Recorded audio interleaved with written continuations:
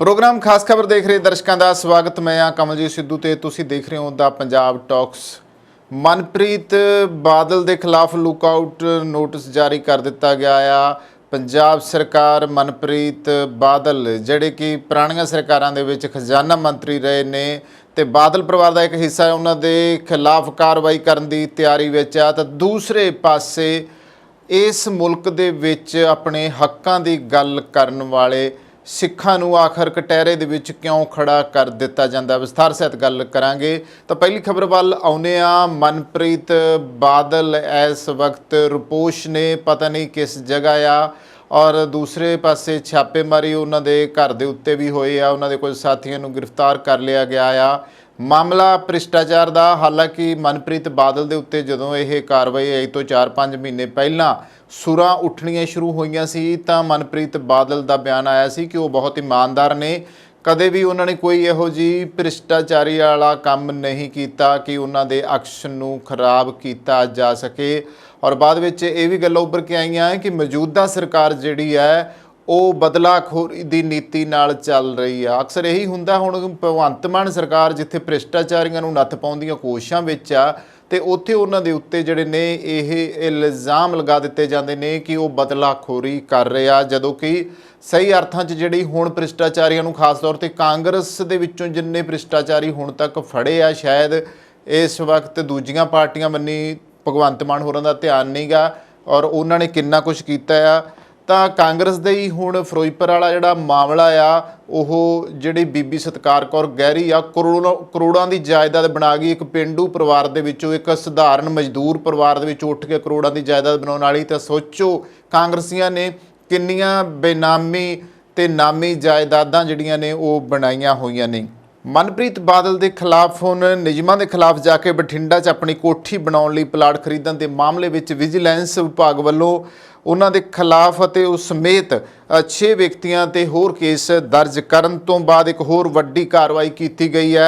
विभाग वालों मनप्रीत बादल खिलाफ लुकआउट नोटिस जारी कर दिता गया। इस तो इलावा विजिलेंस ब्यूरो ने देश के हवाई अड्डियां नूं भी मनप्रीत बादल नूं लैके अलर्ट कर दिता है।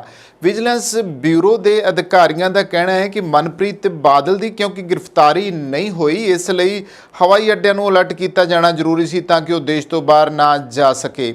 तो मनप्रीत बादल पिछले 2 महीनों तो सियासी तौर के उत्ते घट सरगर्म दिखाई दे रहे हैं। हालांकि कांग्रेस छड्ड के वो भाजपा की झोली में जा पाए ने। विजिलेंस अधिकारियों का मनना है कि पिछले 2 महीनों तो मनप्रीत का अता पता नहीं लग रहा। विजिलेंस ब्यूरो वालों उन्हां दे नज़दीकियां दे ठिकाणियां दे उत्ते भी नज़र रखी जा रही है। इस तो इलावा सोमवार नूं भी विजिलेंस विभाग ने पिंड बादल दे विच जिहड़ी मनप्रीत बादल की रिहाइश है उस दे उत्ते छापेमारी की है।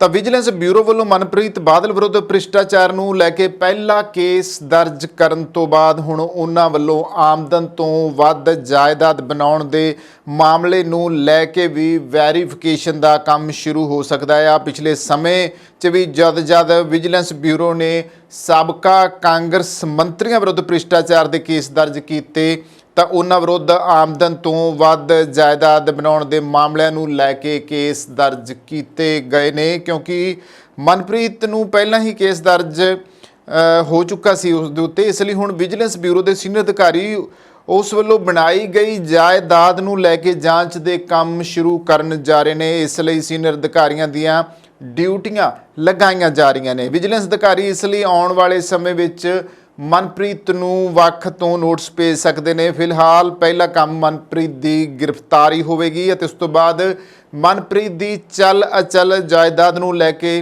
छाणबीन का जिहड़ा काम है वो भी शुरू होगा। तो दूसरे पासे रवनीत बिट्टू का बादल नूं चैलेंज आ, कहता कि गिरफ्तारी के डरों इंग्लैंड भज गया। हुण बिट्टू नूं पता है, सरकार नूं पता नहीं गा। सरकार तो सूई एजेंसियां भालदियां फिरदियां पर बिट्टू नूं पता। देखो हैरानी की गल इत्थे भाजपा आगू ते साबका खजाना मंत्री मनप्रीत सिंह बादल नूं लैके रवनीत बिट्टू ने तिखी शब्दावली की वरतों की है। उसने कहा है कि मनप्रीत बादल पिछले 2 महीने तो इंग्लैंड भज्या होया है तो जेकर वो सच्चा आ तो उसनूं किस गल का डर आ कि वो सामने आवे। बिट्टू ने कहा कि मनप्रीत बादल शायरी करके वड्डे वड्डे शायरां दीआं ਮਿਸਾਲਾਂ ਦਿੰਦੇ ਨੇ। ਅੱਜ ਉਹਨਾਂ ਦੀ ਸ਼ਾਇਰੀ ਕਿੱਥੇ ਚਲੀ ਗਈ ਹੈ। ਉਹਨਾਂ ਕਿਹਾ ਕਿ ਜਿਹੇ ਬੰਦਿਆਂ ਕਾਰਨ ਹੀ ਅੱਜ ਅਸੀਂ ਵਿਰੋਧੀ ਧਿਰ ਵਿੱਚ ਬੈਠੇ ਹਾਂ ਅਤੇ ਉਹ ਇੰਗਲੈਂਡ ਕਿਸੇ ਟਾਪੂ ਤੇ ਲੁਕਿਆ ਬੈਠਾ ਆ। ਬਿੱਟੂ ਨੇ ਕਿਹਾ ਕਿ ਪਹਿਲਾਂ ਵੀ ਅਸੀਂ ਹਾਈ ਕਮਾਨ ਨੂੰ ਕਹਿੰਦੇ ਸੀ ਕਿ ਬਾਦਲਾਂ ਨੂੰ ਪਰੇ ਰੱਖੋ। ਅੱਜ ਕਾਂਗਰਸ ਪਾਰਟੀ ਦੇ ਜਿਹੜੇ ਵੀ ਹਾਲਾਤ ਬਣੇ ਨੇ ਉਸ ਲਈ ਮਨਪ੍ਰੀਤ ਬਾਦਲ ਜ਼ਿੰਮੇਵਾਰ ਹੈ। ਔਰ ਗ੍ਰਿਫਤਾਰੀ ਦੇ ਡਰੋਂ ਹੁਣ ਜੋ ਸਾਹਮਣੇ ਚਰਚਾ ਹੋ ਰਹੀ ਹੈ ਕਿ ਉਹ ਗ੍ਰਿਫਤਾਰੀ ਦੇ ਡਰੋਂ ਜੋ ਆ ਉਹ ਰਪੋਸ਼ ਹੋ ਗਿਆ, ਅੰਡਰਗਰਾਉਂਡ ਹੋ ਗਿਆ, ਪਤਾ ਨਹੀਂ ਲੱਗ ਰਿਹਾ। ਇੱਥੇ ਇੱਕ ਗੱਲ ਮੈਂ ਨਾਲ ਦੱਸਣੀ ਚਾਹੂੰਗਾ ਕਿ ਮਨਪ੍ਰੀਤ ਬਾਦਲ ਦੇ ਉੱਤੇ ਭ੍ਰਿਸ਼ਟਾਚਾਰੀ ਦੇ ਇਲਜ਼ਾਮ ਦੇ ਵਿੱਚ ਮਨਪ੍ਰੀਤ ਦਾ ਸਾਲਾ ਜੈਜੀਤ ਸਿੰਘ ਜੌਹਲ ਵੀ ਉਸ ਦੇ ਉੱਤੇ ਵੀ ਬਲੇਮ ਲੱਗਦੇ ਰਹੇ ਨੇ, ਉਂਗਲਾਂ ਉੱਠਦੀਆਂ ਰਹੀਆਂ ਨੇ, ਕਾਫੀ ਚਰਚਾ ਹੁੰਦੀ ਰਹੀ ਹੈ। ਉੱਥੋਂ ਦੇ ਸਾਬਕਾ ਇੱਕ ਅਕਾਲੀ ਮੰਤਰੀ ਜੋ ਉਹਨਾਂ ਨੇ ਵੀ ਇੱਕ ਵਾਰੀ ਵੀਡੀਓ ਬਣਾ ਕੇ ਇਲਜ਼ਾਮ ਲਗਾਇਆ ਸੀ ਕਿ ਇਹ ਕੁਛ ਹੋ ਰਿਹਾ ਆ ਔਰ ਉਸ ਸਮੇਂ ਕੈਪਟਨ ਅਮਰਿੰਦਰ ਸਿੰਘ ਦੀ ਸਰਕਾਰ ਸੀ। ਇਹ ਉਸ ਵੇਲੇ ਤੋਂ ਹੀ ਅੰਦਰ ਖਾਤੇ ਪਤਾ ਸੀ ਸਭ ਨੂੰ ਕਿ ਕੀ ਦਾਲ ਵਿੱਚ ਕਾਲਾ ਆ ਤੇ ਕੀ ਕੁਛ ਚੱਲਦਾ ਪਿਆ। ਔਰ ਬਠਿੰਡੇ ਵਿੱਚ ਵਾਰ-ਵਾਰ ਜੀਜੇ ਸਾਲੇ ਦਾ ਨਾਮ ਲੈ ਕੇ ਗੱਲਾਂ ਕੀਤੀਆਂ ਜਾਂਦੀਆਂ ਨੇ। ਬਠਿੰਡੇ ਦੀ ਜਿਹੜੀ ਲੋਕਲ ਸਿਆਸਤ ਉਹਦੇ ਵਿੱਚ ਇਹ ਚਰਚਾ ਉਹਨਾਂ ਦੋਵਾਂ ਦੀ ਆਮ ਰਹਿੰਦੀ ਸੀ। ਹਾਲਾਂਕਿ ਇਹ ਭਾਜਪਾ ਨੇ ਜਦੋਂ ਉਹਨਾਂ ਨੂੰ ਆਪਣੇ ਵਿੱਚ ਸ਼ਾਮਲ ਕੀਤਾ ਪਾਰਟੀ ਦੇ ਵਿੱਚ ਤਾਂ ਉਸ ਵੇਲੇ ਇਹ ਵੀ ਤਵੱਕੋ ਸੀ ਕਿ ਭਾਜਪਾ ਦੀ ਬਹੁਤੀ ਵੋਟ ਜਿਹੜੀ ਆ ਉਹ ਮਨਪ੍ਰੀਤ ਬਾਦਲ ਦੇ ਹੱਕ ਵਿੱਚ ਭੁਗਤੇਗੀ। ਇਸ ਕਰਕੇ ਵੀ ਮਨਪ੍ਰੀਤ ਬਾਦਲ ਨੂੰ ਉਹਨਾਂ ਨੇ ਨਾਲ ਜੋੜਿਆ। ਪਰ ਹੁਣ ਗ੍ਰਿਫਤਾਰੀ ਦੇ ਡਰੋਂ ਅੰਡਰਗਰਾਉਂਡ ਹੋਏ ਮਨਪ੍ਰੀਤ ਬਾਦਲ ਲਈ ਹਵਾਈ ਅੱਡਿਆਂ ਤੇ ਅਲਰਟ ਕੀਤਾ ਗਿਆ। ਨਿਯਮਾਂ ਦੀਆਂ ਧੱਜੀਆਂ ਕਹਿੰਦੇ ਉਡਾਈਆਂ ਨੇ ਕਿਉਂਕਿ ਬਠਿੰਡਾ 'ਚ ਆਪਣੀ ਇੱਕ ਕੋਠੀ ਬਣਾਉਣ ਲਈ ਮਨਪ੍ਰੀਤ ਬਾਦਲ ਨੇ ਇੱਕ ਪਲਾਟ ਜਿਹੜਾ ਸੀਗਾ ਉਸ ਦੇ ਵਿੱਚ ਹੀ ਕੋਈ ਇਹ ਜਿਹੜਾ ਆ ਪੰਗਾ ਪਿਆ ਆ। ਵਿਜੀਲੈਂਸ ਬਿਊਰੋ ਦੇ ਵੱਲੋਂ ਇਸ ਮਾਮਲੇ ਵਿੱਚ ਮਨਪ੍ਰੀਤ ਬਾਦਲ, ADC ਵਿਕਰਮਜੀਤ ਸਿੰਘ ਸ਼ੇਰਗਿੱਲ ਸਮੇਤ 6 ਵਿਅਕਤੀਆਂ ਖਿਲਾਫ ਕੇਸ ਦਰਜ ਕਰਕੇ ਤਿੰਨਾਂ ਨੂੰ ਵਿੱਚੋਂ ਗ੍ਰਿਫਤਾਰ ਕਰ ਲਿਆ ਗਿਆ। ਇਸ ਘਟਨਾ ਨੂੰ ਪੰਜਾਬ ਦੀ ਸਿਆਸਤ ਦਾ ਵੱਡਾ ਧਮਾਕਾ ਮੰਨਿਆ ਜਾ ਰਿਹਾ ਹੈ। ਪਤਾ ਲੱਗਾ ਹੈ ਕਿ ਮਨਪ੍ਰੀਤ ਸਿੰਘ ਬਾਦਲ ਨੇ ਅਗਾਊ ਜ਼ਮਾਨਤ ਲਈ ਅਦਾਲਤ ਵਿੱਚ ਅਰਜ਼ੀ ਦਾਇਰ ਕੀਤੀ ਹੋਈ ਹੈ, ਜਿਸ ਕਾਰਨ ਉਹ ਗ੍ਰਿਫਤਾਰੀ ਦੇ ਡਰੋਂ ਅੰਡਰਗਰਾਉਂਡ ਰਹੇ ਤੇ ਵਿਜੀਲੈਂਸ ਬਠਿੰਡਾ ਨੇ BDA ਦੀ ਮਿਲੀ ਭੁਗਤ ਨਾਲ ਮਾਡਲ ਟਾਊਨ ਫੇਜ਼ 1 'ਚ ਇੱਕ ਵਪਾਰਕ ਪਲਾਟ ਨੂੰ ਰਿਹਾਇਸ਼ੀ ਪਲਾਟ 'ਚ ਤਬਦੀਲ ਕਰਨ ਦੇ ਦੋਸ਼ 'ਚ ਸਾਬਕਾ ਵਿੱਤ ਮੰਤਰੀ ਮਨਪ੍ਰੀਤ ਸਿੰਘ ਅਤੇ ਇੱਕ PCS ਅਧਿਕਾਰੀ ਸਮੇਤ 6 ਵਿਅਕਤੀਆਂ ਦੇ ਖਿਲਾਫ ਧੋਖਾਦੇਹੀ ਸਮੇਤ ਵੱਖ-ਵੱਖ ਧਾਰਾਵਾਂ ਦੇ ਤਹਿਤ ਕੇਸ ਜਿਹੜਾ ਆ ਉਹ ਦਰਜ ਕੀਤਾ ਗਿਆ ਆ। ਤਾਂ ਵਿਜੀਲੈਂਸ ਬਿਊਰੋ ਦੇ ਜਿਹੜੇ ਦੋਸ਼ ਆ ਨਾ ਉਹ ਇਹੀ ਹੈ ਕਿ ਮਨਪ੍ਰੀਤ ਬਾਦਲ ਤੇ ਸਾਥੀਆਂ ਨੇ ਅਜਿਹਾ ਕਰਕੇ ਸਰਕਾਰੀ ਖਜ਼ਾਨੇ ਨੂੰ 65 ਲੱਖ ਦਾ ਨੁਕਸਾਨ ਪਹੁੰਚਾਇਆ। ਇਸ 'ਚ BDA ਦੇ ਤਤਕਾਲੀ ਪ੍ਰਸ਼ਾਸਕ ਅਤੇ PCS ਅਧਿਕਾਰੀ ਅਤੇ ਮੌਜੂਦਾ ADC ਵਿਕਾਸ ਸ਼੍ਰੀ ਮੁਕਤਸਰ ਸਾਹਿਬ ਵਿਕਰਮਜੀਤ ਸਿੰਘ ਸ਼ੇਰਗਿੱਲ, BDA ਦੇ ਤਤਕਾਲੀ ਸੁਪਰਡੈਂਟ ਤੇ ਮੌਜੂਦਾ ਗਲਾਡਾ ਅਸਟੇਟ ਅਫਸਰ ਪੰਕਜ ਕਾਲੀਆ, ਪਲਾਟ ਦੀ ਬੋਲੀ ਦੇਣ ਵਾਲੇ ਹੋਟਲ ਕਾਰੋਬਾਰੀ ਅਤੇ ਨਿਊ ਸ਼ਕਤੀ ਨਗਰ ਦੇ ਵਸਨੀਕ ਰਾਜੀਵ ਕੁਮਾਰ ਵਪਾਰੀ, ਟੈਗੋਰ ਨਗਰ ਦਾ ਵਸਨੀਕ ਵਿਕਾਸ ਅਰੋੜਾ ਤੇ ਸ਼ਰਾਬ ਦੇ ਠੇਕੇਦਾਰ ਦਾ ਕਰਿੰਦਾ ਅਤੇ ਲਾਲ ਸਿੰਘ ਬਸਤੀ ਨਿਵਾਸੀ ਅਮਨਦੀਪ ਸਿੰਘ ਨੂੰ ਨਾਮਜ਼ਦ ਕੀਤਾ ਗਿਆ ਆ। ਵਿਜੀਲੈਂਸ ਦੀ ਟੀਮ ਨੇ ਇਸ ਮਾਮਲੇ ਵਿੱਚ ਨਾਮਜ਼ਦ ਰਾਜੀਵ ਕੁਮਾਰ, ਵਿਕਾਸ ਅਰੋੜਾ ਤੇ ਅਮਨਦੀਪ ਸਿੰਘ ਨੂੰ ਗ੍ਰਿਫਤਾਰ ਕਰ ਲਿਆ ਗਿਆ, ਜਦੋਂ ਕਿ ਮਨਪ੍ਰੀਤ ਬਾਦਲ, ਵਿਕਰਮਜੀਤ ਸ਼ੇਰਗਿੱਲ ਅਤੇ ਪੰਕਜ ਕਾਲੀਆ ਦੀ ਗ੍ਰਿਫਤਾਰੀ ਹੋਣੀ ਬਾਕੀ ਹੈ। ਹੁਣ ਬਾਦਲ ਨੂੰ ਜਿਸ ਤਰੀਕੇ ਨਾਲ ਗ੍ਰਿਫਤਾਰ ਕਰਨ ਲਈ ਵਿਜੀਲੈਂਸ ਟੀਮ ਨੇ ਉਹਨਾਂ ਦੇ ਪਿੰਡ ਬਾਦਲ ਸਥਿਤ ਜਿਹੜੀ ਉਹਨਾਂ ਦਾ ਘਰ ਹੈ, ਰਿਹਾਇਸ਼ ਹੈ, ਉੱਥੇ ਛਾਪਾ ਮਾਰਿਆ ਔਰ ਉਹ ਰਿਹਾਇਸ਼ ਬਾਰੇ ਵੀ ਪਤਾ ਲੱਗਾ ਆ ਕਿ ਉਹ ਆਲੀਸ਼ਾਨ ਮਹਿਲ ਹੀ ਹੈ ਔਰ ਉਹਦੇ ਵਿੱਚ ਹਰ ਤਰ੍ਹਾਂ ਦੀਆਂ ਫੈਸਿਲਿਟੀਆਂ, ਮਹਿੰਗੀਆਂ ਗੱਡੀਆਂ ਤੋਂ ਲੈ ਕੇ ਪੈਟਰੋਲ ਪੰਪ ਤੱਕ ਅੰਦਰ ਲੱਗੇ ਹੋਏ ਆ। ਬਹੁਤ ਸਾਰਾ ਕੁਝ ਇਹੋ ਜਿਹਾ ਆ ਔਰ ਆਸੇ-ਪਾਸੇ ਬਾਗ ਲੱਗੇ ਪਏ ਆ ਔਰ ਕਰੋੜਾਂ ਦੀ ਉਹ ਪ੍ਰਾਪਰਟੀ ਆ। ਔਰ ਸੋਚੋ ਜਿਹੜਾ ਵੀ ਪਿਛੋਕੜ ਜਦੋਂ ਫਰੋਲਿਆ ਜਾਵੇ ਤੇ ਇਹ ਬਾਦਲਾਂ ਦੇ ਜਿਹੜੇ ਪਰਿਵਾਰ ਹੈ, ਟੱਬਰ ਪਹਿਲਾਂ ਕਿੰਨੇ ਕੁ ਅਮੀਰ ਸੀਗੇ, ਹੁਣ ਬੇਸ਼ੱਕ ਆਪਣੀਆਂ ਬਹੁਤ ਸਾਰੀਆਂ ਜਾਇਦਾਦਾਂ ਇਹਨਾਂ ਨੇ ਰਾਜਨੀਤੀ ਵਿੱਚ ਆ ਕੇ ਬਣਾ ਲਈਆਂ ਹੁਣ ਔਰ ਬੇਨਾਮ ਬਣਾਈਆਂ, ਅੰਤਾਂ ਦੀਆਂ ਬਣਾਈਆਂ ਹੋਈਆਂ ਆ। ਇੱਥੋਂ ਤੱਕ ਕਿ ਪਹਿਲਾਂ ਜਦੋਂ ਵੱਡੇ ਬਾਦਲ ਸਾਹਿਬ ਜਿਉਂਦੇ ਸੀਗੇ, ਮਨਪ੍ਰੀਤ ਬਾਦਲ, ਸੁਖਬੀਰ ਬਾਦਲ ਇੱਕੋ ਹੀ ਪਾਰਟੀ ਵਿੱਚ ਸੀਗਾ ਤੇ ਇਹਨਾਂ ਨੇ ਰੱਜ ਕੇ ਜੋ ਕੁਝ ਵੀ ਆਪਣੀਆਂ ਜਾਇਦਾਦਾਂ ਬਣਾਉਣ ਵਿੱਚ ਵਾਧਾ ਕੀਤਾ ਆ। ਇਸ ਦੀ ਚਰਚਾ ਪੰਜਾਬ ਦੀ ਰਾਜਨੀਤੀ ਵਿੱਚ ਕੀ ਉੱਥੋਂ ਦੇ ਇਲਾਕੇ ਦੇ ਲੋਕ ਹੀ ਦੱਸਦੇ ਆ ਕਿ ਅਸੀਂ ਜਦੋਂ ਪਹਿਲਾਂ ਦੇਖਿਆ ਸੀ ਤੇ ਇਹਨਾਂ ਦੇ ਕੀ ਹਾਲਾਤ ਸੀਗੇ ਤੇ ਅੱਜ ਇੰਨੇ ਸਾਲਾਂ ਦੇ ਵਿੱਚ ਤੁਸੀਂ ਸੋਚੋ ਵੱਡੇ ਬਾਦਲ ਸਾਹਿਬ ਨੂੰ ਜਾਂ ਸੁਖਬੀਰ ਬਾਦਲ ਨੂੰ ਜਾਂ ਮਨਪ੍ਰੀਤ ਬਾਦਲ ਨੂੰ ਜਿੰਨੀਆਂ ਤਨਖਾਹਾਂ ਮਿਲਦੀਆਂ ਸੀਗੀਆਂ ਔਰ ਜੋ ਅੱਜ ਉਹਨਾਂ ਦੇ ਕੋਲੇ ਜ਼ਮੀਨ ਹੈ ਜਾਂ ਫਿਰ ਉਹ ਪੈਸਾ ਆ ਉਹਦੇ ਨਾਲ ਉਹ ਇੰਨੀ ਜ਼ਿਆਦਾ ਕਰੋੜਾਂ ਰੁਪਏ ਦੀ ਜਾਇਦਾਦ ਕਿਵੇਂ ਬਣਾ ਗਏ ਔਰ ਉੱਥੇ ਹੀ ਨਹੀਂ ਪਤਾ ਨਹੀਂ ਕਿੱਥੇ ਕਿੱਥੇ ਤੱਕ ਉਹਨਾਂ ਦੀਆਂ ਜਾਇਦਾਦਾਂ ਜਿਹੜੀਆਂ ਨੇ ਉਹ ਫੈਲੀਆਂ ਹੋਈਆਂ ਨੇ। ਫਿਲਹਾਲ ਮਾਮਲਾ ਜਿਹੜਾ ਆ ਕਿ ਵਿਜੀਲੈਂਸ ਬਿਊਰੋ ਨੇ ਬਠਿੰਡਾ ਸ਼ਹਿਰੀ ਦੇ ਸਾਬਕਾ ਵਿਧਾਇਕ ਅਤੇ ਭਾਜਪਾ ਦੇ ਮੌਜੂਦਾ ਜ਼ਿਲ੍ਹਾ ਸ਼ਹਿਰੀ ਪ੍ਰਧਾਨ ਸਰੂਪ ਚੰਦ ਸਿੰਗਲਾ ਵੱਲੋਂ ਦਿੱਤੀ ਸ਼ਿਕਾਇਤ ਦੀ ਪੜਤਾਲ ਦੇ ਉੱਪਰ ਦਰਜ ਕੀਤਾ ਆ। ਤਾਂ ਦੱਸ ਦਈਏ ਕਿ ਸੰਭਾਵੀ ਗ੍ਰਿਫਤਾਰੀ ਦੇ ਡਰੋਂ ਮਨਪ੍ਰੀਤ ਬਾਦਲ ਨੇ ਆਪਣੇ ਵਕੀਲ ਰਾਹੀਂ 3 ਦਿਨ ਪਹਿਲਾਂ ਹੀ ਬਠਿੰਡਾ ਦੇ ਜ਼ਿਲ੍ਹਾ ਤੇ ਸੈਸ਼ਨ ਜੱਜ ਦੀ ਅਦਾਲਤ ਵਿੱਚ ਅਗਾਊ ਜ਼ਮਾਨਤ ਲਈ ਪਟੀਸ਼ਨ ਦਾਇਰ ਕੀਤੀ ਸੀ, ਜਿਸ ਦੀ ਸੁਣਵਾਈ 26 ਸਤੰਬਰ ਨੂੰ ਹੋਣੀ ਹੈ। ਭਾਜਪਾ ਦੇ ਜ਼ਿਲ੍ਹਾ ਸ਼ਹਿਰੀ ਪ੍ਰਧਾਨ ਸਰੂਪ ਚੰਦ ਸਿੰਗਲਾ ਦੀ ਸ਼ਿਕਾਇਤ ਤੋਂ ਬਾਅਦ ਵਿਜੀਲੈਂਸ ਨੇ ਮਨਪ੍ਰੀਤ ਸਿੰਘ ਨੂੰ 24 ਜੁਲਾਈ ਨੂੰ ਤਲਬ ਕੀਤਾ ਸੀ। ਉਦੋਂ ਬਾਦਲ ਵਿਜੀਲੈਂਸ ਸਾਹਮਣੇ ਪੇਸ਼ ਹੋਏ, ਜਿੱਥੇ ਕਈ ਘੰਟਿਆਂ ਤੱਕ ਮਨਪ੍ਰੀਤ ਬਾਦਲ ਤੋਂ ਪੁੱਛ-ਗਿੱਛ ਕੀਤੀ ਗਈ। ਦੱਸਿਆ ਗਿਆ ਹੈ ਕਿ ਮਨਪ੍ਰੀਤ ਬਾਦਲ ਆਪਣੀ ਪਹਿਲੀ ਪੇਸ਼ੀ ਤੋਂ ਹੀ ਪੰਜਾਬ ਤੋਂ ਬਾਹਰ ਨੇ। ਬਾਦਲ ਨੇ ਕਾਂਗਰਸ ਸਰਕਾਰ ਵੇਲੇ ਬਠਿੰਡਾ ਦੇ ਮਾਡਲ ਟਾਊਨ 'ਚ ਰਾਜੀਵ ਕੁਮਾਰ ਅਤੇ ਵਿਕਾਸ ਅਰੋੜਾ ਤੋਂ 2 ਰਿਹਾਇਸ਼ੀ ਪਲਾਟ ਖਰੀਦੇ ਸਨ। ਮਾਮਲਾ ਸਾਰਾ ਉਹੀ ਚੱਲਦਾ ਪਿਆ ਆ। ਤਾਂ ਹੁਣ ਗੱਲ ਇਹ ਹੈ ਕਿ ਇਹ ਮਨਪ੍ਰੀਤ ਬਾਦਲ ਕਿੱਥੇ ਆ, ਕਿਉਂਕਿ ਮਨਪ੍ਰੀਤ ਬਾਦਲ ਨੂੰ ਲੈ ਕੇ ਵਿਜੀਲੈਂਸ ਨੇ ਹਵਾਈ ਅੱਡਿਆਂ ਨੂੰ ਅਲਰਟ ਕੀਤਾ ਆ। ਵਿਜੀਲੈਂਸ ਬਿਊਰੋ ਦੇ ਅਧਿਕਾਰੀਆਂ ਦਾ ਕਹਿਣਾ ਹੈ ਕਿ ਮਨਪ੍ਰੀਤ ਬਾਦਲ ਦੀ ਕਿਉਂ ਗ੍ਰਿਫਤਾਰੀ ਨਹੀਂ ਹੋਈ ਹੈ, ਇਸ ਲਈ ਹਵਾਈ ਅੱਡਿਆਂ ਨੂੰ ਅਲਰਟ ਕੀਤਾ ਜਾਣਾ ਜ਼ਰੂਰੀ ਸੀ ਤਾਂ ਕਿ ਉਹ ਦੇਸ਼ ਤੋਂ ਬਾਹਰ ਨਾ ਜਾ ਸਕਣ। ਹੁਣ ਇੱਥੇ ਹੈਰਾਨੀ ਦੀ ਗੱਲ ਆ ਕਿ ਰਵਨੀਤ ਬਿੱਟੂ ਨੂੰ ਪਤਾ ਵੀ ਉਹ ਇੰਗਲੈਂਡ ਬੈਠਾ ਆ, ਵਿਜੀਲੈਂਸ ਨੂੰ ਨਹੀਂ ਪਤਾ ਹੈਗਾ। ਗੱਲ ਬੜੀ ਅਜੀਬ ਲੱਗਦੀ ਹੈਗੀ ਆ ਕਿ ਜਿਹੜੀ ਗੱਲ ਰਵਨੀਤ ਬਿੱਟੂ ਨੂੰ ਪਤਾ ਆ ਕਿ ਉਹ ਇੰਗਲੈਂਡ ਬੈਠਾ ਹੈ, ਕਿਸੇ ਟਾਪੂ ਤੇ ਬੈਠਾ ਹੈ, ਉਹ ਗੱਲ ਇਹਨਾਂ ਨੂੰ ਕਿਉਂ ਨਹੀਂ ਪਤਾ ਹੈਗਾ। ਤਾਂ ਮਨਪ੍ਰੀਤ ਬਾਦਲ ਪਿਛਲੇ 2 ਮਹੀਨਿਆਂ ਤੋਂ ਸਿਆਸੀ ਤੌਰ ਤੇ ਘੱਟ ਸਰਗਰਮ ਦਿਖਾਈ ਦਿੱਤੇ ਨੇ। ਫਿਲਹਾਲ ਵਿਜੀਲੈਂਸ ਅਧਿਕਾਰੀਆਂ ਦਾ ਮੰਨਣਾ ਹੈ ਕਿ ਪਿਛਲੇ 2 ਮਹੀਨਿਆਂ ਤੋਂ ਮਨਪ੍ਰੀਤ ਦਾ ਅਤਾ ਪਤਾ ਨਹੀਂ ਲੱਗ ਰਿਹਾ। ਵਿਜੀਲੈਂਸ ਬਿਊਰੋ ਵੱਲੋਂ ਉਹਨਾਂ ਦੇ ਨਜ਼ਦੀਕੀਆਂ ਦੇ ਟਿਕਾਣਿਆਂ ਤੇ ਵੀ ਨਜ਼ਰ ਰੱਖੀ ਜਾ ਰਹੀ ਹੈ ਤੇ ਪੰਜਾਬ ਦੇ ਮੁੱਖ ਮੰਤਰੀ ਭਗਵੰਤ ਮਾਨ ਵੀ ਇਸ ਦੇ ਉੱਤੇ ਟੌਂਚ ਕਰਨੋਂ ਪਿੱਛੇ ਨਹੀਂ ਹਟੇ।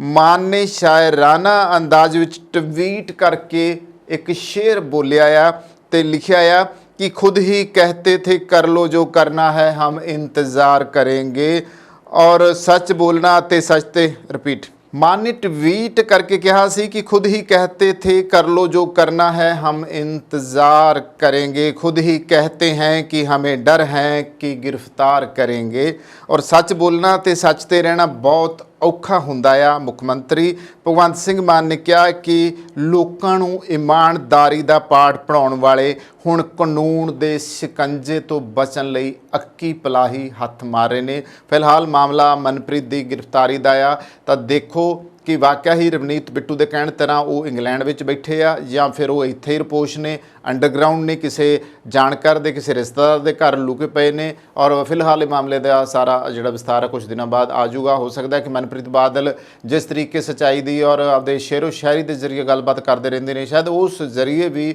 ਉਹ ਸਾਹਮਣੇ ਆ ਜਾਣ ਤਾਂ ਕਿ ਜਿਸ ਤਰੀਕੇ ਦਾ ਉਹਨਾਂ ਨੇ ਆਪਣਾ ਅਕਸ਼ ਬਣਾਇਆ ਹੋਇਆ ਆ ਉਸੇ ਤਰ੍ਹਾਂ ਦਾ ਹੀ ਅਕਸ ਰਹੇ।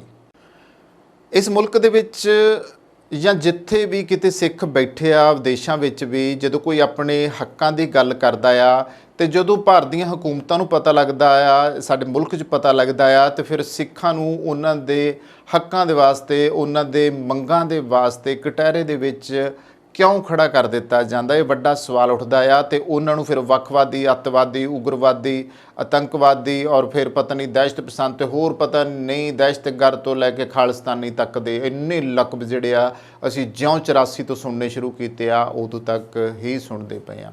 ਮੈਂ ਇੱਥੇ ਜਿਹੜਾ ਗੱਲ ਕਹਿਣਾ ਚਾਹੂੰਗਾ ਕਿ ਸੰਨ 47 ਤੋਂ ਬਾਅਦ ਹੀ ਸਿੱਖਾਂ ਨੇ ਆਪਣੇ ਹੱਕ ਮੰਗਣੇ ਇਸ ਕਰਕੇ ਸ਼ੁਰੂ ਕਰ ਦਿੱਤੇ ਸੀਗੇ ਕਿਉਂਕਿ ਜਵਾਹਰ ਲਾਲ ਨਹਿਰੂ ਨੇ ਸਭ ਤੋਂ ਵੱਡੀ ਧੋਖੇਬਾਜ਼ੀ ਕੀਤੀ ਸੀ ਔਰ ਜਵਾਹਰ ਲਾਲ ਨਹਿਰੂ, ਸਰਦਾਰ ਪਟੇਲ ਤੇ ਮਹਾਤਮਾ ਗਾਂਧੀ ਦੀ ਇਸ ਤਿਕੜੀ ਨੇ ਜਿਹੜੇ ਸਿੱਖਾਂ ਨਾਲ ਪਹਿਲਾਂ ਵਾਅਦੇ ਕੀਤੇ ਸੀਗੇ। ਮਹਾਤਮਾ ਗਾਂਧੀ ਤਾਂ ਨਥੂਰਾਮ ਗੋਡਸੇ ਦੇ ਹੱਥੋਂ ਮਾਰੇ ਗਏ ਔਰ ਬਾਕੀ ਜਿਹੜੀ ਇਹ ਪਟੇਲ ਤੇ ਨਹਿਰੂ ਤੇ ਬਾਕੀ ਦਾ ਜੋ ਇਹਨਾਂ ਦਾ ਚੌਕੜੀ ਸੀਗੀ, ਇਹਨਾਂ ਸਾਰਿਆਂ ਨੇ ਸਿੱਖਾਂ ਨਾਲ ਧੋਖਾ ਕੀਤਾ ਔਰ ਬੇਸ਼ੱਕ ਬਲਦੇਵ ਸਿੰਘ ਨੂੰ ਕੈਬਨਿਟ ਮੰਤਰੀ ਬਣਾ ਦਿੱਤਾ ਗਿਆ, ਪਰ ਸਿੱਖਾਂ ਨਾਲ ਜਿਹੜੇ ਵਾਅਦੇ ਇਹਨਾਂ ਨੇ ਆਜ਼ਾਦੀ ਵੇਲੇ ਕੀਤੇ ਸੀ ਔਰ ਫਿਰ ਜਦੋਂ ਰੈੱਡ ਲਾਈਨ ਲਾਈ ਗਈ ਦੋਵਾਂ ਦੇਸ਼ਾਂ ਦੀ ਵੰਡ ਦੀ ਔਰ ਇੰਗਲੈਂਡ ਦੇ ਵਿੱਚ ਕਾਇਦੇ ਆਜ਼ਮ ਮੁਹੰਮਦ ਅਲੀ ਜਿਨਾਹ ਮਾਸਟਰ ਇੰਗਲੈਂਡ ਵਿੱਚ ਕਾਇਦੇ ਆਜ਼ਮ ਮੁਹੰਮਦ ਅਲੀ ਜਿਨਾਹ, ਜਵਾਹਰ ਲਾਲ ਨਹਿਰੂ ਤੇ ਇਸ ਤੋਂ ਇਲਾਵਾ ਕੈਬਨਿਟ ਮੰਤਰੀ ਬਲਦੇਵ ਸਿੰਘ ਵੀ ਪਹੁੰਚੇ। ਲਾਰਡ ਮਾਊਂਟ ਬੈਟਨ ਤੋਂ ਲੈ ਕੇ ਜਿੰਨੇ ਵੀ ਉੱਥੇ ਵੱਡੇ ਦਿੱਗਜ ਉਸ ਵੇਲੇ ਬੈਠੇ, ਉਹਨਾਂ ਸਾਰਿਆਂ ਨੇ ਭਾਰਤ ਪਾਕਿਸਤਾਨ ਵੰਡ ਦੀ ਜੋ ਲਕੀਰ ਬਣਾਈ ਸੀ ਉਹਦੇ ਵਿੱਚ ਖਾਸ ਤੌਰ ਤੇ ਸਿੱਖਾਂ ਨੂੰ ਪੇਸ਼ਕਸ਼ ਉਹਨਾਂ ਵੱਲੋਂ ਵੀ ਕੀਤੀ ਗਈ ਸੀ ਔਰ ਕਾਇਦੇ ਆਜ਼ਮ ਮੁਹੰਮਦ ਅਲੀ ਜਿਨਾਹ ਵੱਲੋਂ ਵੀ ਕੀਤੀ ਗਈ ਸੀਗੀ।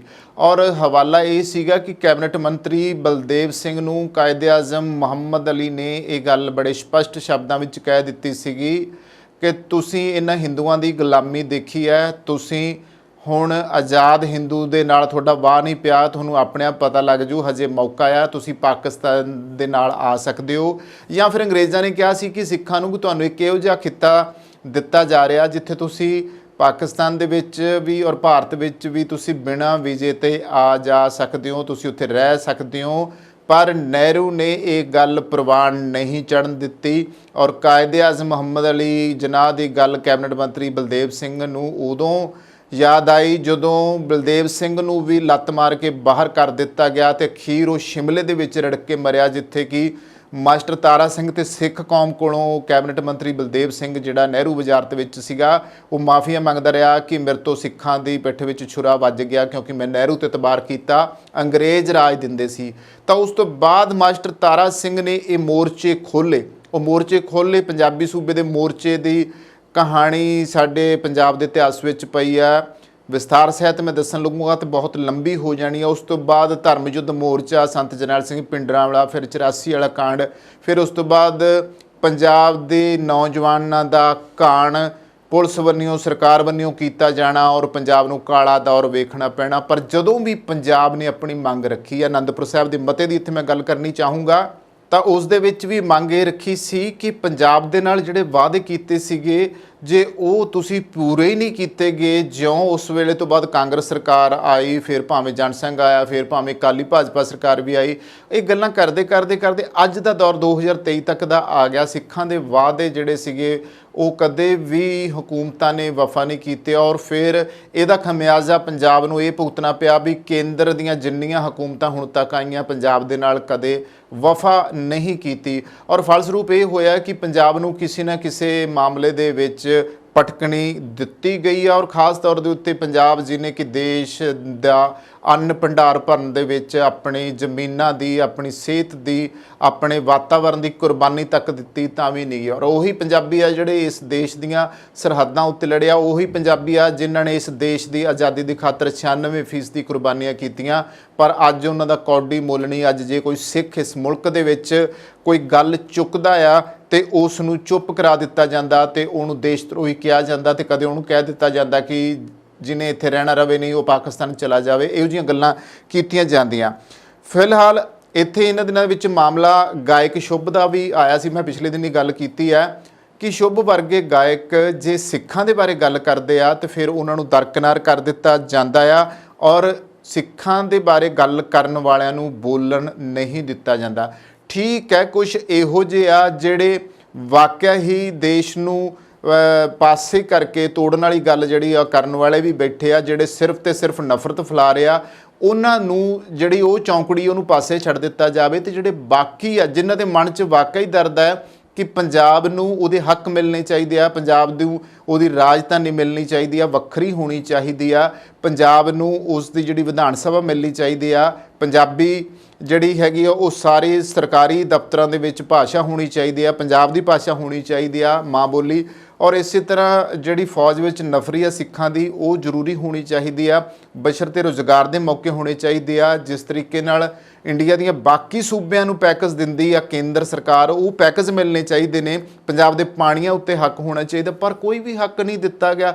ਤੇ ਜੇ ਕੋਈ ਸਿੱਖ ਇਸ ਗੱਲ ਦੀ ਮੰਗ ਕਰਦੇ ਆ, ਪੰਜਾਬੀ ਮੰਗ ਕਰਦੇ ਆ, ਤੇ ਫਿਰ ਉਹੀ ਗੱਲ ਲਕਬ ਦੇਣ ਵਾਲੇ ਇਸ ਮੁਲਕ ਦੇ ਵਿੱਚ ਬਥੇਰੇ ਆ। ਫਿਰ ਉਹ ਜਿਹੜੀ ਅੱਗ ਪਾਉਂਦੇ ਜਿਹੜੇ ਆ ਉਹ ਨਫ਼ਰਤੀ ਭਰੇ ਬੋਲਦੇ ਆ, ਉਹ ਵਾਕਿਆ ਹੀ ਸਿੱਖਾਂ ਦੇ ਹਿਰਦੇ ਵਲੂੰਦਰ ਜਾਂਦੀਆਂ ਨੇ ਇਹੋ ਜਿਹੀਆਂ ਗੱਲਾਂ ਜਦੋਂ ਇਹ ਕੀਤੀਆਂ ਜਾਂਦੀਆਂ ਨੇ।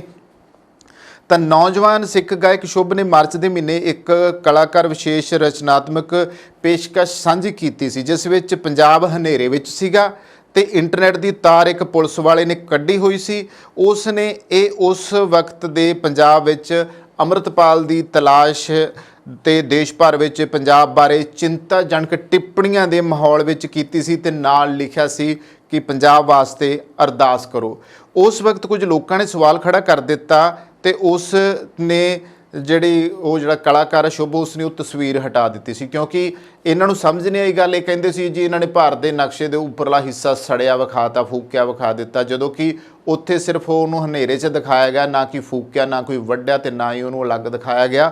ਔਰ ਦੂਜੀ ਗੱਲ ਹੈ, ਹੁਣ ਜਦੋਂ ਭਾਰਤ ਕੈਨੇਡਾ ਵਿੱਚ ਤਣਾਅ ਦੀ ਸਥਿਤੀ ਬਣੀ ਹੋਈ ਹੈ ਤੇ ਉਸ ਮਾਰਚ ਦੀ ਗੱਲ ਦਾ ਹਵਾਲਾ ਦੇ ਕੇ ਸ਼ੁਭ ਦਾ ਅਗਲੇ ਮਹੀਨੇ ਜਿਹੜਾ ਭਾਰਤ ਦਾ ਦੌਰਾ ਉਹਨੇ ਕਰਨਾ ਸੀ, ਆਪਦਾ ਸੰਗੀਤ ਦੌਰਾ ਕਰਨਾ ਸੀ, ਉਹਨੇ ਕਈ ਸ਼ਹਿਰਾਂ ਵਿੱਚ ਆਪਣੀ ਪਰਫਾਰਮੈਂਸ ਦੇਣੀ ਸੀਗੀ, ਉਹ ਰੱਦ ਕਰ ਦਿੱਤਾ। ਟਿੱਪਣੀਆਂ ਹੋ ਰਹੀਆਂ ਨੇ, ਪਰ ਸ਼ੁਭ ਨੂੰ ਸੋਚ ਦੀ ਜ਼ਿਆਦਾ ਗੰਦਗੀ ਕੰਗਣਾ ਰਣੌਤ ਵਰਗੀ ਜਿਹੜੀ ਬੱਕੜਵਾਹ ਕਰਨ ਵਾਲੀ ਅਦਾਕਾਰਾ ਆ ਔਰ ਭਾਜਪਾ ਦੀ ਖਾਸ ਚਹੇਤੀ ਆ, ਉਹ ਇਹੋ ਜਿਹੇ ਬਿਆਨ ਦਿੰਦੀ ਆ ਔਰ ਇਹੋ ਜਿਹੀ ਵਾਹਿਯਾਤ ਗੱਲ ਕਰਦੀ ਆ।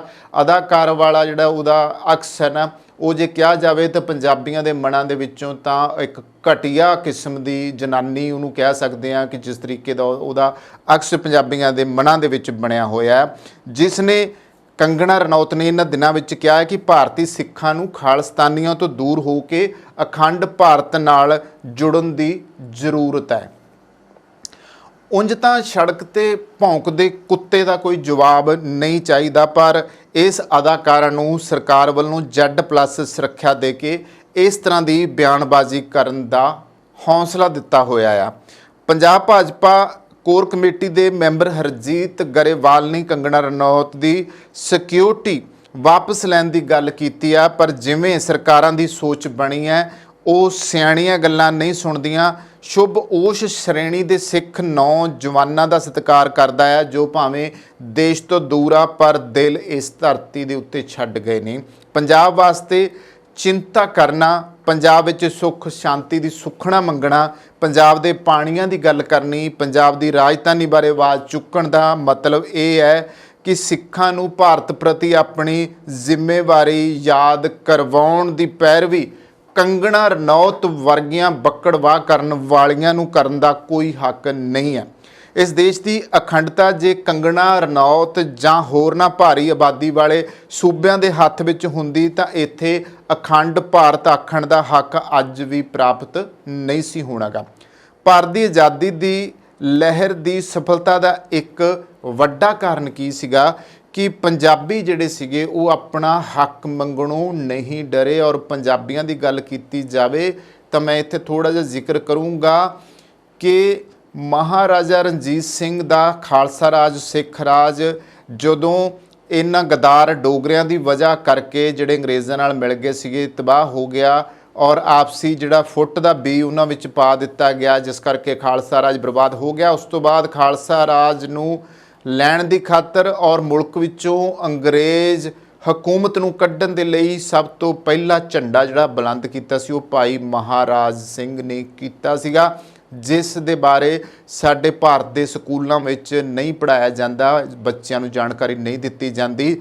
ਔਰ ਦੱਸ ਇਹ ਦਿੱਤਾ ਜਾਂਦਾ ਹੈ ਕਿ ਆਜ਼ਾਦੀ ਦੀ ਪਹਿਲੀ ਲੜਾਈ ਜਿਹੜੀ ਆ ਉਹ 1857 ਦੇ ਵਿੱਚ ਸ਼ੁਰੂ ਹੋਈ ਸੀਗੀ ਔਰ ਚੌਧਰੀ ਬਣਾ ਦਿੱਤਾ ਗਿਆ ਇਤਿਹਾਸ ਦੇ ਵਿੱਚ, ਕਦੇ ਰਾਣੀ ਝਾਂਸੀ ਨੂੰ, ਕਦੇ ਤਾਂਤੀਆ ਟੋਪੇ ਨੂੰ, ਔਰ ਕਦੇ ਬਣਾ ਦਿੱਤਾ ਗਿਆ ਜੀ ਇਹਦੇ ਵਿੱਚ ਮੰਗਲ ਪਾਂਡੇ ਨੂੰ, ਔਰ ਕਦੇ ਬਣਾ ਦਿੱਤਾ ਗਿਆ ਆ ਪੇਸ਼ਵਾ ਬਾਜੀ ਰਾਓ ਨੂੰ, ਜਦੋਂ ਕਿ ਇਤਿਹਾਸ ਇਹ ਗੱਲ ਦਾ ਕੂਕ ਕੇ ਗਵਾਹ ਆ ਕਿ ਇਹਨਾਂ ਸਾਰਿਆਂ ਨੇ ਕਦੇ ਵੀ ਆਪਣੇ ਜਿਹੜੇ ਰਾਜ ਦੇ ਹੱਕ ਆ ਉਸ ਤੋਂ ਇਲਾਵਾ ਕਦੇ ਭਾਰਤ ਦੀ ਅਖੰਡ ਭਾਰਤ ਦੀ ਗੱਲ ਕੀਤੀ ਹੋਵੇ ਕਿ ਉੱਥੋਂ ਅੰਗਰੇਜ਼ਾਂ ਨੂੰ ਬਾਹਰ ਕੱਢਿਆ ਜਾਊਗਾ। ਔਰ ਭਾਈ ਮਹਾਰਾਜ ਸਿੰਘ 1850 ਵਿੱਚ ਪਹਿਲੀ ਮਹਾਨ ਸ਼ਖਸੀਅਤ ਸਨ ਜੋ ਬਾਬਾ ਵੀਰ ਸਿੰਘ ਨਰੰਗਾਬਾਦ ਵਾਲਿਆਂ ਦੇ ਡੇਰੇ ਦੇ ਵਿੱਚ ਲੰਗਰ ਦਾ ਸਾਰਾ ਕਾਰਜ ਤੇ ਡੇਰੇ ਦਾ ਸਾਰਾ ਕਾਰਜ ਤੇ ਸਿੱਖੀ ਦਾ ਪ੍ਰਚਾਰ ਕਰਨ ਵਾਲੀ ਸ਼ਖਸੀਅਤ ਸਨ। ਔਰ ਉਹਨਾਂ ਦੇ ਕੋਲੇ ਚੀਨੀ ਘੋੜੀ ਖਾਲਸਾ ਰਾਜ ਦਾ ਝੰਡਾ ਤੇ ਹੱਥ ਦੇ ਵਿੱਚ ਖੰਡਾ ਫੜਿਆ ਹੁੰਦਾ ਸੀਗਾ।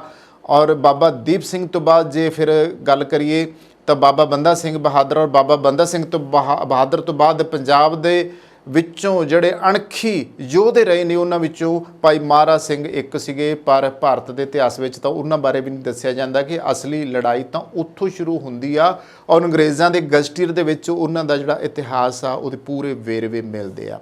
ਸਪਸ਼ਟ ਹੈ ਕਿ ਸੱਚ ਕੌੜਾ ਹੁੰਦਾ ਆ ਤੇ ਸ਼ਾਇਦ ਮੇਰਾ ਕਹਿਣਾ ਵੀ ਕਈਆਂ ਨੂੰ ਕੌੜਾ ਲੱਗੂਗਾ, ਪਰ ਜੇ ਨਹੀਂ ਯਕੀਨ ਤਾਂ ਤੁਸੀਂ ਇਤਿਹਾਸ ਨੂੰ ਪੜਚੋਲ ਕਰ ਸਕਦੇ ਹੋ। ਨਤੀਜਾ ਤੁਹਾਡੇ ਸਾਹਮਣੇ ਹੋਊਗਾ ਕਿ ਅਸਲ ਵਿੱਚ ਫਿਰ ਉਸ ਤੋਂ ਬਾਅਦ ਚਾਹੇ ਇੱਥੇ ਅਸੀਂ ਨਾਮਧਾਰੀ ਕੂਕਾ ਲਹਿਰ ਆ ਜਿਸ 'ਚ ਕੂਕਿਆਂ ਦੇ ਅੰਦੋਲਨ 'ਚ ਉਹ ਵੀ ਤਾਂ ਸਿੱਖ ਸੀਗੇ ਜਿਨ੍ਹਾਂ ਨੇ ਇੰਨੀਆਂ ਕੁਰਬਾਨੀਆਂ ਕੀਤੀਆਂ।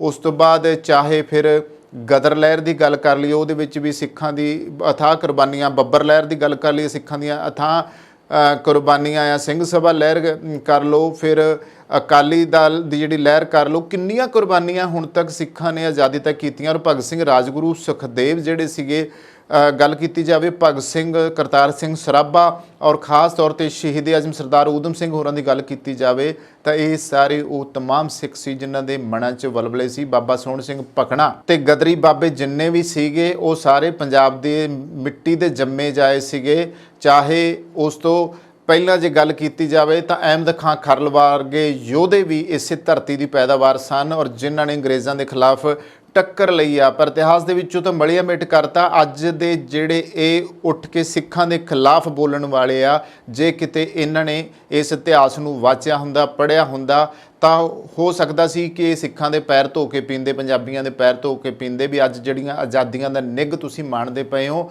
ਇਹ ਸਾਰੀ ਪੰਜਾਬੀਆਂ ਤੇ ਸਿੱਖਾਂ ਦੀ ਬਦੌਲਤ ਤੁਸੀਂ ਜਿਹੜਾ ਨਿੱਘ ਮਾਣ ਰਹੇ ਹੋ, ਜਿਨ੍ਹਾਂ ਦੀਆਂ ਇਸ ਮੁਲਕ ਦੇ ਵਿੱਚ ਕੁਰਬਾਨੀਆਂ। ਫਿਰ ਤੁਹਾਨੂੰ ਇਹ ਹੱਕ ਕਿਹਨੇ ਦਿੱਤੇ ਕਿ ਤੁਸੀਂ ਉੱਠ ਕੇ ਸਿੱਖਾਂ ਨੂੰ ਜਿਵੇਂ ਕੰਗਣਾ ਰਣੌਤ ਵਰਗੀਆਂ ਬੱਕੜਵਾਹ ਕਰਦੀਆਂ ਪਈਆਂ ਨੇ ਔਰ ਵਾਹ ਹਯਾਤ ਬੋਲਦੀਆਂ ਨੇ ਕਿ ਸਿੱਖ ਜਿਹੜੇ ਭਾਰਤ ਛੱਡ ਕੇ ਚਲੇ ਜਾਣ, ਉਹ ਪਾਕਿਸਤਾਨ ਲੰਘ ਜਾਣ, ਜਾਂ ਆਤੰਕਵਾਦੀ ਆ ਜਾਂ ਉਹਨਾਂ ਨੂੰ ਅੱਤਵਾਦੀ, ਜਾਂ ਹੁਣ ਤੱਕ ਤਾਂ ਆਹੀ ਲਕਬ ਦਿੱਤੇ ਨਾ ਸਿੱਖਾਂ ਦੀ ਗੱਲਾਂ ਨੂੰ ਤਾਂ ਕਦੇ ਕਿਸੇ ਨੇ ਦਲੀਲ ਨਾਲ ਕਿਸੇ ਵੀ ਹਕੂਮਤ ਨੇ ਬਹਿ ਕੇ ਸੁਣਿਆ ਹੀ ਨਹੀਂਗਾ। ਸਗੋਂ ਇਹ ਆ ਕਿ ਉਹਨਾਂ ਨੂੰ ਤੁੰਨਣਾ ਕਿਵੇਂ ਆ, ਅੰਦਰ ਫੜ ਕੇ ਜੇਲ੍ਹਾਂ ਦੇ ਉਹਨਾਂ 'ਤੇ ਟਾਡਾ ਕਿਵੇਂ ਲਾਉਣਾ ਆ, ਬਾਕੀ ਦੀਆਂ ਧਰਾਵਾਂ ਕਿਵੇਂ ਲਾਉਣੀਆਂ, ਉਹਨਾਂ ਦਾ ਬਲੈਕ ਲਿਸਟ 'ਚ ਨਾਂ ਕਿਵੇਂ ਪਾਉਣਾ, ਹੁਣ ਤੱਕ ਆਹੀ ਕੁਛ ਹੁੰਦਾ ਆਇਆ ਆ। ਔਰ ਇਹਦੇ ਵਿੱਚ ਸਾਡੇ ਕੋਲੇ ਅਫਸੋਸ ਇਸ ਗੱਲ ਦਾ ਆ ਕਿ ਸਿੱਖ ਕੌਮ ਕੋਲੇ ਅਕਾਲੀ ਦਲ ਤਾਂ ਸਿਰਫ ਘਰ ਜੋਗਾ, ਕੁਰਸੀ ਜੋਗਾ ਤੇ ਲੁੱਟਣ ਪੱਟਣ ਜੋਗਾ ਤੇ ਵਜ਼ੀਰੀਆਂ ਜੋਗਾ ਹੀ ਰਹਿ ਗਿਆ। ਪਰ ਅਫਸੋਸ ਦੀ ਗੱਲ ਆ ਕਿ ਸਾਡੀ ਕੌਮ ਦੇ ਕੋਲੇ ਕੋਈ ਵੀ ਅਜਿਹਾ ਲੀਡਰ ਅੱਜ ਤੱਕ ਨਹੀਂ ਹੋ ਸਕਿਆ ਜਿਹੜਾ ਸਿੱਖਾਂ ਦੀ ਅਗਵਾਈ ਕਰੇ। ਔਰ ਲੀਡਰ ਵਿਹੀਣੀ ਕੌਮ ਜਿਹੜੀ ਆ ਉਹ ਕਦੇ ਜਿੱਤ ਪ੍ਰਾਪਤ ਨਹੀਂ ਕਰਦੀ। ਇਹ ਸਥਿਤੀ ਅੱਜ ਦੀ ਬਣੀ ਹੋਈ ਆ। ਨਹੀਂ ਤਾਂ ਕੋਈ ਇਸ ਤਰੀਕੇ ਨਾਲ ਪੰਜਾਬ ਨੂੰ ਵੰਗਾਰਦਾ ਨਾ, ਸਿੱਖਾਂ ਨੂੰ ਵੰਗਾਰਦਾ ਨਾ ਤੇ ਉਹਨਾਂ ਦੇ ਉੱਤੇ ਦੂਸ਼ਣਬਾਜ਼ੀਆਂ ਨਾ ਲਾਉਂਦਾ ਜੇ ਉਹ ਆਪਣੇ ਮੰਗਾਂ, ਆਪਣੇ ਹੱਕਾਂ ਦੀਆਂ ਗੱਲਾਂ ਕਰਦੇ ਨਹੀਂ ਤਾਂ ਭਾਰਤ ਦੀ ਆਜ਼ਾਦੀ ਦੀ ਮੈਂ ਗੱਲ ਕਰ ਰਿਹਾ ਸੀਗਾ ਕਿ ਜਿਹੜੀ ਇਸ ਦੇ ਵਿੱਚ ਇੰਨਾ ਜ਼ਿਆਦਾ ਜਿਹੜਾ ਯੋਗਦਾਨ ਪਾਇਆ ਸਿੱਖਾਂ ਦਾ, ਇਸ ਦੇ ਬਾਵਜੂਦ ਵੀ ਅੱਜ ਦੇਖਦੇ ਹਾਂ ਕਿ ਇਹ ਧੱਕੇਸ਼ਾਹੀ ਹੋ ਰਹੀ ਹੈ। ਤੇ ਸ਼ੁਭ ਦੀ ਆਪਾਂ ਗੱਲ ਕਰੀ ਜਾਂਦੇ ਸੀ ਕਿ ਸ਼ੁਭ ਦਾ ਭਾਰਤ ਦੌਰਾ ਰੱਦ ਕਰਨ ਨਾਲ ਭਾਰਤ ਤੇ ਕੈਨੇਡਾ ਸਰਕਾਰ ਦੀਆਂ ਦੂਰੀਆਂ ਖਤਮ ਹੋਣ ਵਾਲੀਆਂ ਨਹੀਂ ਆ। ਇਹ ਇੱਕ ਪੇਚੀਦਾ ਮਸਲਾ ਆ। ਭਾਵੇਂ ਇਹਦੇ ਵਿੱਚ ਇਹ ਵੀ ਲੱਗਦਾ ਕਿ ਇੱਕ ਪ੍ਰਾਪੇਗੰਡਾ ਕੀਤਾ ਗਿਆ ਹੈ ਮੁੱਦਾ ਬਣਾ ਕੇ, ਕਦੋਂ ਦੀ ਗੱਲ ਸੀ, ਕਦੋਂ ਲਿਆ ਕੇ ਕਿੱਥੇ ਮਾਰੀ, ਤੇ ਉਹਦੇ ਜਵਾਕ ਦੇ ਜਿਹੜੇ ਐਡੇ ਸ਼ੋਅ ਸੀਗੇ, ਉਹ ਬੱਚਾ ਇੰਨੀ ਤਰੱਕੀ ਕਰ ਰਿਹਾ ਸੀ ਸਿੱਧੂ ਮੂਸੇਵਾਲੇ ਤੋਂ ਬਾਅਦ ਉਹਨੂੰ ਇਹਨਾਂ ਨੇ ਬਿਲਕੁਲ ਦਰਕਨਾਰ ਕਰ ਦਿੱਤਾ ਤੇ ਉਹਨੂੰ ਕੋਈ ਐਡੀ ਵੱਡੀ ਸਜ਼ਾ ਦਿੱਤੀ ਜਿਸ 'ਚ ਉਹਨੇ ਸ਼ਾਇਦ ਕੋਈ ਲੱਖਾਂ ਕਰੋੜਾਂ ਰੁਪਏ ਉਹਨੇ ਬੱਚੇ ਨੇ ਕਮਾਉਣਾ ਸੀਗਾ। ਇਹ ਇੱਕ ਪੇਚੀਦਾ ਮਸਲਾ ਆ ਜੋ ਕਿ ਦੋਵਾਂ ਸਰਕਾਰਾਂ ਨੂੰ ਬਹਿ ਕੇ ਸੁਲਝਾਉਣਾ ਪਊਗਾ, ਕਿਉਂਕਿ NIA ਦੀ ਚਾਰਜਸ਼ੀਟ ਵਿੱਚ ਲਾਰੈਂਸ ਬਿਸ਼ਨੋਈ ਨੂੰ ਵਿਦੇਸ਼ਾਂ ਵਿੱਚ ਬੈਠੇ ਕੁਝ ਗਰਮ ਖਿਆਲੀ ਤੱਤਾਂ ਨਾਲ ਪੈਸੇ ਦੇ ਲੈਣ ਦੇਣ ਨਾਲ ਜੋੜਿਆ ਗਿਆ ਹੈ। ਜਦੋਂ ਲਾਰੈਂਸ ਬਿਸ਼ਨੋਈ ਦਾ ਨਾਮ ਇਸ ਵਿੱਚ ਆਉਂਦਾ ਹੈ ਤਾਂ ਉਸ ਨਾਮ ਨਾਲ ਮੋਨੂ ਮਨੇਸਰ ਨੂੰ ਜਿਹਨੇ ਹਿੰਸਾ ਫੈਲਾਈ ਆ ਨਾਲ ਜੁੜਦਾ, ਤਾਂ ਕਿ ਸਾਰੀ ਬਿਸ਼ਨੋਈ ਬਰਾਦਰੀ ਨੂੰ ਦੇਸ਼ ਪ੍ਰੇਮ ਦਾ ਸਬੂਤ ਦੇਣ ਵਾਸਤੇ ਕਿਹਾ ਜਾਂਦਾ ਹੈ, ਜਾਂ ਬਿਸ਼ਨੋਈ ਭਾਈਚਾਰੇ ਦੇ ਆਗੂ ਕੁਲਦੀਪ ਬਿਸ਼ਨੋਈ ਨੂੰ ਪਾਰਟੀ 'ਚੋਂ ਕੱਢ ਦਿੱਤਾ ਜਾਂਦਾ ਹੈ। ਨਹੀਂ, ਪਰ ਇੱਕ ਸਿੱਖ ਆਪਣੇ ਹੱਕ ਦੀ ਗੱਲ ਕਰ ਲਵੇ ਤਾਂ ਸਾਰੇ ਸਿੱਖ ਕਟਹਿਰੇ ਦੇ ਵਿੱਚ ਖੜੇ ਕਰ ਦਿੱਤੇ ਜਾਂਦੇ ਨੇ। ਔਰ ਇਹ ਗੱਲ ਜਿਹੜੀ ਹੈ ਸਿੱਖਾਂ ਦੇ ਹੱਕਾਂ ਦੀ ਕਿ ਜਦੋਂ ਉਹਨਾਂ ਨੂੰ ਕਟਹਿਰੇ 'ਚ ਖੜਾ ਕਰ ਦਿੱਤਾ ਜਾਂਦਾ ਆ ਤਾਂ ਇਹ ਆਜ਼ਾਦ ਭਾਰਤ ਦੀ ਸਲਾਮਤੀ ਤੋਂ ਲੈ ਕੇ ਹਰ ਖੇਤਰ ਵਿੱਚ ਉੱਘਾ ਯੋਗਦਾਨ ਪਾਉਣ ਵਾਲੇ ਪੰਜਾਬੀਆਂ ਨੂੰ ਆਪਣੇ ਦੇਸ਼ ਤੋਂ ਨਿਆਂ ਦੀ ਮੰਗ ਕਰਨ ਦਾ ਹੱਕ ਹੈ। ਅਫਸੋਸ ਹੈ ਕਿ ਇਹ ਜੋ ਖਬਰ ਜਿਹੜੀ ਆ ਇਸ ਦੇ ਵਿੱਚ ਬਹੁਤੀਆਂ ਜਿਹੜੀਆਂ ਗੱਲਾਂ ਬੜੀਆਂ ਸਪਸ਼ਟ ਰੂਪ ਵਿੱਚ ਸਪੋਕਸਮੈਨ ਦੇ ਹਵਾਲੇ ਨਾਲ ਮੈਂ ਕਰ ਰਿਹਾ ਤੁਹਾਡੇ ਨਾਲ ਕਿ ਜਿਨ੍ਹਾਂ ਨੇ ਇਹ ਸਪਸ਼ਟ ਦੱਸਿਆ ਕਿ ਅੱਜ ਦੀ ਜਿਹੜੀ ਸਥਿਤੀ ਆ ਉਹ ਕੀ ਬਣੀ ਹੋਈ ਆ। ਪਰ ਜੇ ਸਰਕਾਰਾਂ ਵਾਰ-ਵਾਰ ਕਿਰਤੀ ਸਿੱਖ ਨੌਜਵਾਨਾਂ ਜਿਵੇਂ ਕਿ ਸ਼ੁਭ ਨਾਲ ਕੁਝ ਗਲਤ ਹੋਣ ਦੇਣਗੀਆਂ ਤਾਂ ਫਿਰ ਉਹ ਆਪ ਆਪਣੇ ਨੂੰ ਪਰਾਏ ਬਣਾਉਣ ਦਾ ਹੀ ਕੰਮ ਕਰ ਰਹੀਆਂ ਹੋਣਗੀਆਂ। ਆਸ ਕਰਦੇ ਹਾਂ ਕਿ ਕੰਗਣਾ ਰਣੌਤ ਦੀ ਸੁਰੱਖਿਆ ਵਾਪਸ ਲੈ ਲਈ ਜਾਵੇਗੀ ਤੇ ਸ਼ੁਭ ਨੂੰ ਜਲਦੀ ਭਾਰਤ ਦੌਰੇ ਵਾਸਤੇ ਬੁਲਾ ਕੇ ਉਸ ਦੀ ਸੁਰੱਖਿਆ ਦੀ ਜ਼ਿੰਮੇਵਾਰੀ ਸਰਕਾਰ ਆਪ ਲਵੇ ਤਾਂ ਕਿ ਗੈਂਗਸਟਰਾਂ ਦੇ ਪੈਸੇ ਦੀ ਖੇਡ ਨਾਲ ਪੰਜਾਬ ਦਾ ਨੁਕਸਾਨ ਨਾ ਹੋਵੇ ਔਰ ਸਿੱਖਾਂ ਨੂੰ ਇਸ ਤਰੀਕੇ ਦੇ ਨਾਲ ਦਰਕਨਾਰ ਨਾ ਕਰੋ, ਇਸ ਤਰੀਕੇ ਦੇ ਬਲੇਮ ਨਾ ਲਾਓ ਔਰ ਇਹੋ ਜਿਹੀਆਂ ਜਿਹੜੀਆਂ ਤਾਕਤਾਂ ਆ ਉਹਨੂੰ ਕੇਂਦਰੀ ਹਕੂਮਤ ਨੂੰ ਵੀ ਸੋਚਣਾ ਚਾਹੀਦਾ ਆ ਕਿ ਇਹ ਜਿਹੜੇ ਬੋਲਣ ਵਾਲੇ ਆ ਇਹਨਾਂ ਤੇ ਵੀ ਕੋਈ ਕੇਸ ਦਰਜ ਕਰੋ, ਇਹਨਾਂ ਦੇ ਵੀ ਜਿਹੜੀ ਆ ਕੋਈ ਨੱਥ ਪਾਓ, ਇਹਨਾਂ ਦੇ ਮੂੰਹ ਤੇ ਛਿਕਲੀ ਚੜਾਓ ਤਾਂ ਕਿ ਇਸ ਤਰੀਕੇ ਨਾਲ ਵਾਹਿਯਾਤ ਜਿਹੜੀ ਬਕਵਾਸ ਸ਼ੁਰੂ ਕਰ ਦਿੱਤੀ ਜਾਂਦੀ ਆ ਕੇ ਕਦੇ ਸਿੱਖਾਂ ਦੇ ਇਤਿਹਾਸ ਨੂੰ ਵੇਖ ਲਓ, ਸਿੱਖਾਂ ਬਾਰੇ ਸੋਚ ਲਓ, ਇਸ ਦੇਸ਼ ਬਾਰੇ ਸੋਚ ਲਓ। ਗਲਤੀਆਂ ਉਹਨਾਂ ਦੀਆਂ ਨਹੀਂ, ਗਲਤੀਆਂ ਇਹ ਹੈ ਕਿ ਉਹਨਾਂ ਨੂੰ ਉਹਨਾਂ ਦੇ ਹੱਕ ਹੀ ਨਹੀਂ ਦਿੱਤੇ ਗਏ ਤੇ ਜੇ ਅੱਜ ਹੱਕ ਮੰਗਦੇ ਆ ਤੇ ਉਹਨਾਂ ਨੂੰ ਤੁਸੀਂ ਇਹੋ ਜਿਹੀਆਂ ਦੂਸ਼ਣਬਾਜ਼ੀਆਂ ਲਾ ਰਹੇ ਹੋ, ਇਹ ਬਹੁਤ ਵੱਡੇ ਅਫਸੋਸ ਦੀ ਗੱਲ ਹੈ। ਉਮੀਦ ਕਰਦੇ ਹਾਂ ਕਿ ਇਸ ਮਾਮਲੇ ਦੇ ਵਿੱਚ ਸਰਕਾਰ ਜਿਹੜੀ ਆ, ਹਕੂਮਤਾਂ ਜਿਹੜੀਆਂ ਨੇ ਉਹ ਜ਼ਰੂਰ ਤੋਂ ਜ਼ਰੂਰ ਸੋਚਣ। ਸੋ ਇਹ ਸੀ 2 ਖਬਰਾਂ ਜਿਨ੍ਹਾਂ ਉੱਤੇ ਗੱਲਬਾਤ ਕੀਤੀ। ਕਿੱਦਾਂ ਲੱਗਦੇ ਨੇ ਸਾਡੇ ਪ੍ਰੋਗਰਾਮ, ਸਾਨੂੰ ਜ਼ਰੂਰ ਦੱਸਿਆ ਕਰੋ। ਇੱਥੇ ਹੀ ਕਰਦੇ ਹਾਂ ਸਮਾਪਤੀ। ਧੰਨਵਾਦ।